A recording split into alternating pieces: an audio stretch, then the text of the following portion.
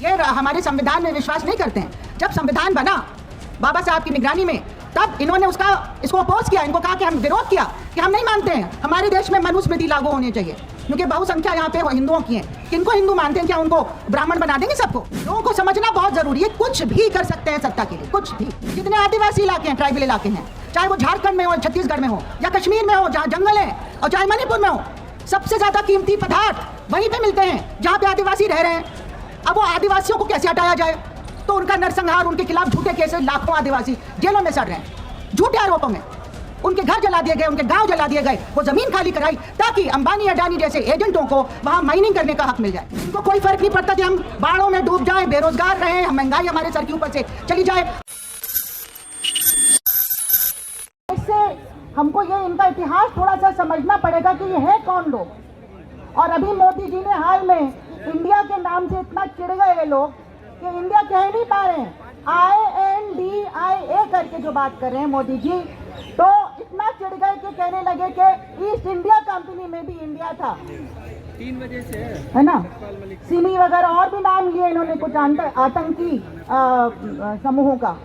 लेकिन east India company इनके दिल के बहुत करीब है, इसलिए सबसे पहला नाम ईस्ट इंडिया कंपनी का निकला। ईस्ट इंडिया कंपनी वो कंपनी थी जिसके थ्रू अंग्रेज आए थे यहाँ पे व्यापार करने, और उन्होंने यहाँ पे हुकूमत जमा ली।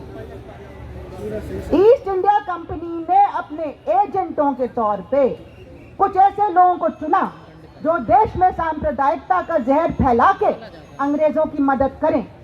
इन्होंने कभी स्वतंत्रता के आंदोलन में भाग नहीं लिया और हमेशा लोगों से कहा कि इनके साथ मत मिलो। अंदर का जो दुश्मन है उसको पहचानो, यानी मुसलमान और ईसाई। वो हमारे असली दुश्मन है, अंग्रेज हमारे दुश्मन नहीं है। जो हुकूमत में उनसे लड़ने से फायदा नहीं है, उससे हमारा नुकसान होगा, इनसे लड़ो, ये तुम्हारा दुश्मन है। यही जो तकलीफ थी वो आज भी उन्हीं आकाओं के साथ, आका भी नहीं बदले, आकाओं के नाम बदले हैं। ईस्ट इंडिया कंपनी को मजबूर होकर छोड़ना पड़ा हमारा देश, लेकिन बाहर से भी उन्होंने अपनी हुकूमत चलाने की कोशिश की लगातार। कभी वो बड़े बड़े लोन देते थे जो लेने पड़ते हैं कभी कभी, और उससे हमारी नीतियों के ऊपर वो कंट्रोल, कब्जा चाहते थे। शिक्षा नीति, स्वास्थ्य नीति, सरकार पैसा क्यों खर्च करती है शिक्षा पे, बार बार कहते थे। वर्ल्ड बैंक और ऐसी संस्थाएं निजीकरण कर दो। और निजीकरण में क्या हुआ कि ऐसे जो लोग, जो तत्व, जो महात्मा गांधी की हत्या के जिनके ऊपर आरोप लगा था और बैन भी हो गया था ये संगठन, सरदार पटेल ने बैन किया था इन्हें, वही लोग इस तरह का काम वहां पे शिक्षा को अपने कब्जे में सबसे पहले, सबसे ज्यादा महत्व शिक्षा को दिया उन्होंने। और दुख की बात है कि जो लोग सत्ता में थे उन्होंने शिक्षा को महत्व नहीं दिया।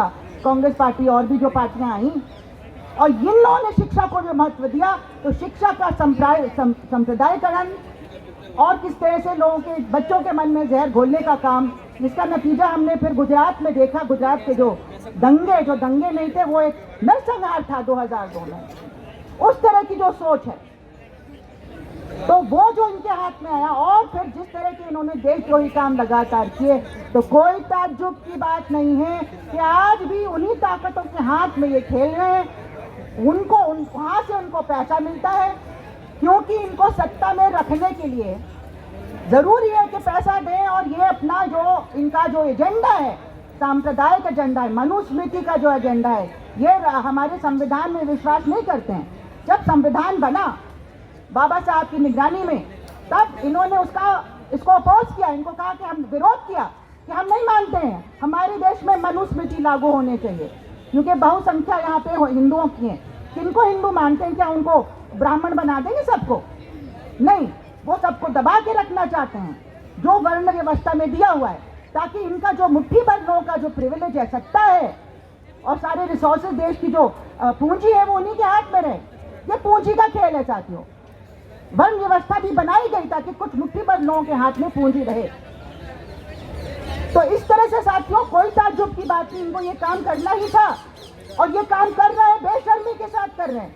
पहले थोड़ा छिप के करते थे जब एनडीए पहले आई थी, लेकिन अब खुलेआम कर रहे हैं। और उनके पास एक फॉर्मूला है, खून खराबा करा दो, कहीं गोदा हो जाता है फिर सारे वहाँ पे मुसलमानों को मारो, फिर कहीं पे कुछ और पुलवामा हो जाता है, वहाँ पे कभी जांच नहीं हुई। ये कैसे हुआ वो पुलवामा? अब सत्यपाल मलिक को हम लोग सुनने जा रहे हैं, अभी 3 बजे शुरू होने वाला है कार्यक्रम, फिर से सुनने जा रहे हैं। लोगों को समझना बहुत जरूरी है, कुछ भी कर सकते हैं सत्ता के लिए, कुछ भी। अभी मणिपुर में क्या हुआ, 3 महीने से क्यों नहीं गए प्राइम मिनिस्टर? और सारी चीजें आपको मालूम है कैसे। और दूसरा बहुत जरूरी, जो पूंजीवादी चाहते हैं कि हिंदुस्तान के जितने आदिवासी इलाके हैं, ट्राइबल इलाके हैं, चाहे वो झारखंड में हो, छत्तीसगढ़ में हो, या कश्मीर में हो जहाँ जंगल है, और चाहे मणिपुर में हो, सबसे ज्यादा कीमती पदार्थ वहीं पे मिलते हैं जहाँ पे आदिवासी रह रहे हैं। अब वो आदिवासियों को कैसे हटाया जाए? तो उनका नरसंहार, उनके खिलाफ झूठे केसेस, लाखों आदिवासी जेलों में सड़ रहे हैं झूठे आरोपों में। उनके घर जला दिए गए, उनके गांव जला दिए गए, वो जमीन खाली कराई ताकि अंबानी अडानी जैसे एजेंटों को वहां माइनिंग करने का हक मिल जाए, जंगल काटने का हक मिल जाए, पानी वहां से छीनने का हक मिल जाए। ये जो लड़ाई है, जो हमारी पूंजी की लड़ाई है, जिसको हमारे आदिवासी साथी बचा के रखे हैं, और पूरे देश में जो यहाँ पे आपदा आ रही है, फ्लड्स आ रहे हैं, कुछ ना कुछ आ रहा है, ये इसलिए हो रहा है कि आप पूरी इकोलॉजी देश की खराब कर रहे हैं। जंगल जमीन पे आपका कब्जा है, आप जंगलों को काट रहे हैं। हर जगह ये मुसीबत आ रही है, उत्तराखंड में अर्थक्वेक आ रहा है, फ्लड्स आ रहे हैं पूरे देश में। तो ये सब जो हो रहा है, क्यों हो रहा है? क्योंकि आपकी जो नीतियां हैं, ये पूंजीवादी, मुट्ठी भर पूंजीवादी बनवा रहे हैं। इनको कोई फर्क नहीं पड़ता कि हम बाढ़ों में डूब जाएं, बेरोजगार रहें, हम महंगाई हमारे सर के ऊपर से चली जाए, हमें शिक्षा नहीं मिले, शिक्षा का निजीकरण नई शिक्षा नीति के थ्रू कर रहे हैं। हम लोग लड़ रहे हैं यूनिवर्सिटी में इसके खिलाफ, पूरा ऑनलाइन कर रहे हैं शिक्षा। ऑनलाइन में कोई कुछ सीख सकता है? ऑनलाइन में इनको टीचर को रोजगार देने की जरूरत नहीं, टीचर के बगैर हम चलाएंगे शिक्षा। कैसे चलाएंगे? कौन सीखेगा कुछ? क्योंकि खर्च नहीं करना चाहते, पैसा बचा बचा के एमएलए खरीदना चाहते हैं। अपना ये जो पार्लियामेंट, नया पार्लियामेंट बनाएंगे, लेकिन उसमें जाएंगे नहीं बात रखने, और इस तरह के काम करेंगे, मंदिर बना के लोगों को खुश करने की कोशिश करेंगे। ये ध्रुवीकरण करने के लिए लाखों लाखों करोड़ों रुपया खर्च करेंगे, और इनके जो खास लोग हैं वो हमारे बैंकों को लूट लूट के, उनको लोन दे के उनको भगा दिया जाता है। और अगर एक बेचारे गरीब किसान का 50,000 का भी, 50,000 की 5,000 का भी लोन है, तो वसूल करने के लिए पहुंच जाते हैं, फिर उसको आत्महत्या करनी पड़ती है। ये हाल हमारे देश का है। ये हमारे देश के द्रोही हैं, ये हमारे देश के खिलाफ करने वाले लोग हैं जो सत्ता में बैठ गए हैं। इसलिए हमें एकजुट होना है। हमारे एक दूसरे के साथ बहुत सारी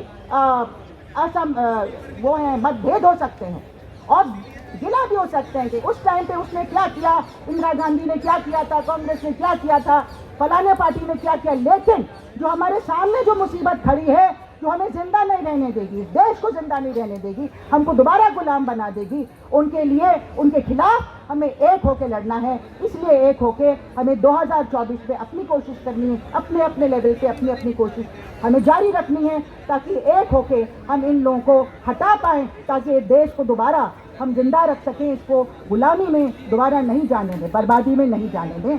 इसीलिए मैं बहुत खुश हूँ कि आज ये सभा यहाँ पे इसका आयोजन किया गया है, और मैं पूरी तरह से आपके साथ हूँ। आगे भी जो भी इस तरह का कार्यक्रम होगा, मैं ज़रूर, हम लोग आएंगे दिल्ली यूनिवर्सिटी की तरफ से। देश के सारे शिक्षक आपके साथ हैं इस लड़ाई में, और किसी के साथ मैं अपनी बात यहाँ पे ख़त्म करती हूँ। इनकलाब जिंदाबाद।